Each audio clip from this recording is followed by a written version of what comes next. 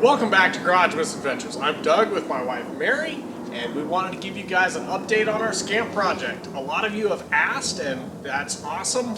What's happening with the Scamp? We're sorry for the delay. We have had a super busy September with a lot of family things. And I'm orienting to a new job as a nurse. That's been time consuming as well.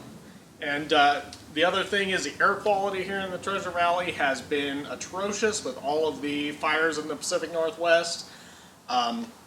It's starting to clear up a little bit, but it's still a little hazy around the mountains, so that's kind of killed the urge to get out and do things a little bit as well. So we've stayed inside a little bit during September. We do have some exciting things to share with you.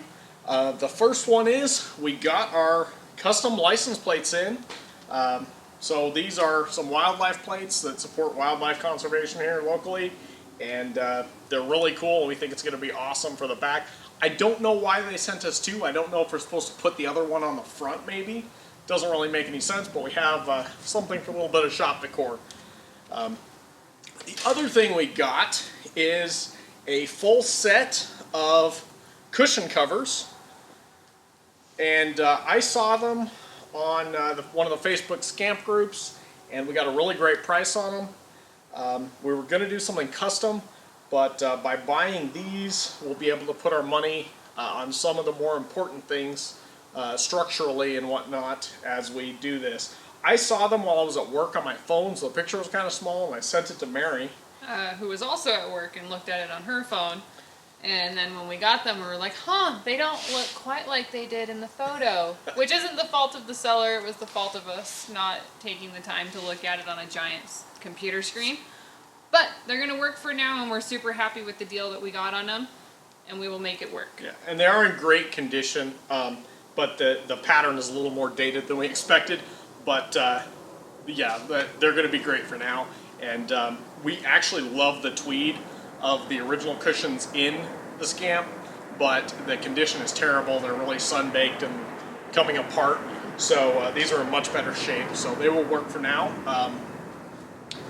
The other thing is, when we've been in the Scamp groups on Facebook, we ran into a guy named Dave Billinghurst with Pure Design Group, and he makes these cool hoodies and stickers, and he even has tire covers for the Scamp. And we don't have any affiliation with him, but he was cool to work with, or order from, rather. And I think he has an Etsy shop, so if you want some cool Scamp gear, check him out. Again, no affiliation whatsoever, just cool stuff if you like Scamp gear. One of the other really important things we've done since we talked to you last is reattach this corner of the fiberglass shell to the floor.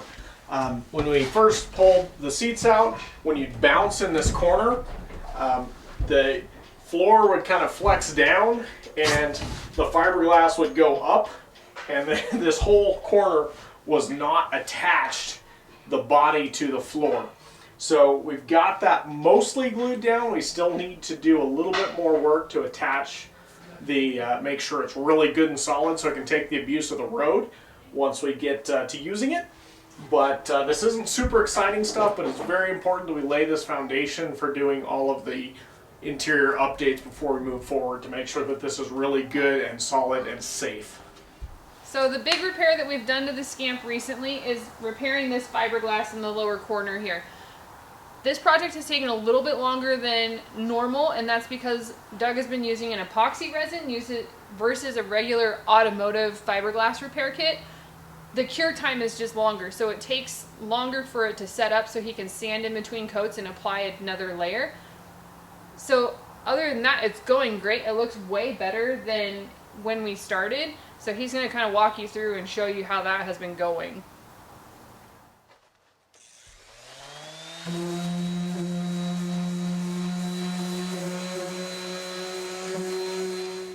Alright, so right now we're working on sanding this, and this is our biggest patch we have to do on the Scamp.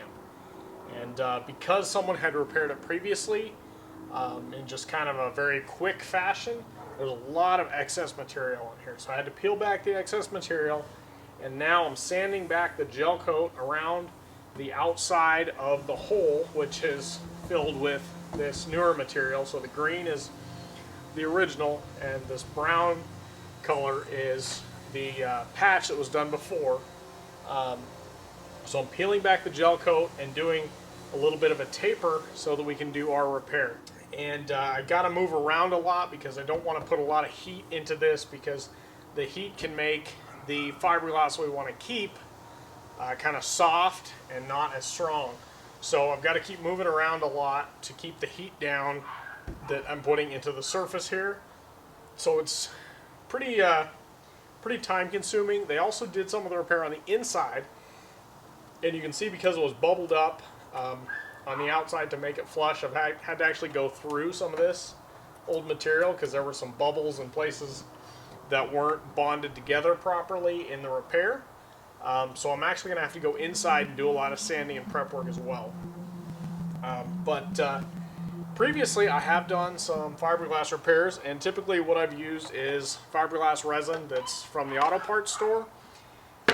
I've done a lot of research, and this time we decided we were going to use an epoxy resin, and what we decided on was this set from Total Boat, and we were able to buy that kit, this 2-part epoxy kit, from Amazon. Got it in a couple days. Couldn't find it anywhere in town. Couldn't find any brand here in town, even at paint specialty stores. So maybe somebody has it, but I wasn't able to find it, and Amazon was quick and easy to get it from. So we ordered this Total Boat epoxy resin, and I've never worked with epoxy resin before, but from everything I read, it's supposed to be stronger and more flexible and easier to work with, has a little bit longer working life than traditional fiberglass resin. So hopefully that's all true. Alright, so I have some pre-cut pieces of fiberglass to fit my spot here. I did some more prep work, and I drilled a few small holes through to try to help when we go to the inside to let the new stuff bond with itself. So we're going to start with the outside here this morning, and I'm going to mix up some epoxy and give it a try, see what happens.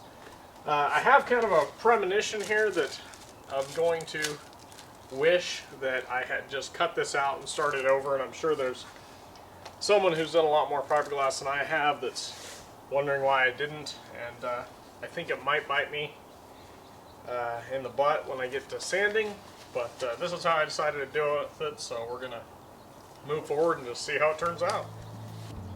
In case it wasn't immediately apparent why I used all these little pieces, I'm not sure if it shows up on camera, but because of the repair that was done before, it was really uneven and bumpy and had a lot of little valleys and things in it. So a lot of these small pieces are kind of filling in some of those low spots, so that when we come back with a bigger piece over the top, it'll be level and we can get a nice surface for finishing. Alright, we're back in the shop today. Our first layer of epoxy and fiberglass mat is dry on here, so we're going to do some sanding work and clean it up. I ordered some 40 grit sandpaper. Last time when I was looking, all they had was 80 in the store. I checked a couple different places, everybody was out of this.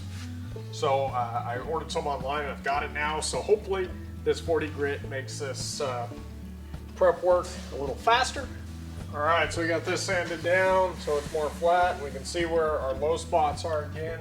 And I cut some more small pieces so we can continue kind of filling in the low spots here. So I'm going to mix up some more epoxy resin and get to doing that.